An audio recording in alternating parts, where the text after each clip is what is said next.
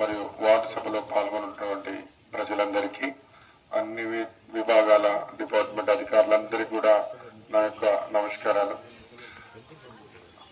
ప్రజాపాలన కార్యక్రమంలో భాగంగా తెలంగాణ రాష్ట్ర ప్రభుత్వం ఏర్పడినప్పటి నుంచి అనేక సంక్షేమ పథకాలకు మీ దగ్గర నుంచి అర్జీలు తీసుకోవడం జరిగింది. ఇక్కడ ఉన్నటువంటి సభకు వచ్చిన వాళ్ళల్లో అందరికీ కూడా పెన్షన్స్ కానీ, 2BHK కానీ, ఇందిరా మిల్లు కానీ అనేక కార్యక్రమాలు మనం తీసుకోవడం జరిగింది.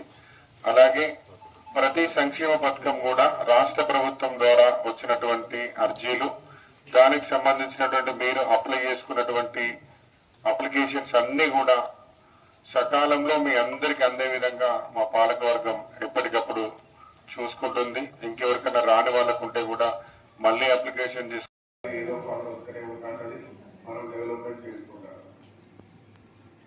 ప్రతి ఇంటికి కూడా మొక్కలు, ఎవరి పుట్టినరోజైనా మీ ఇంట్లో ఒక మొక్క నాటండి.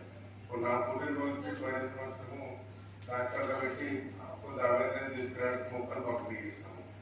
ఒకసారి ఆంటీ వాళ్ళ ఇంట్లో సుమారు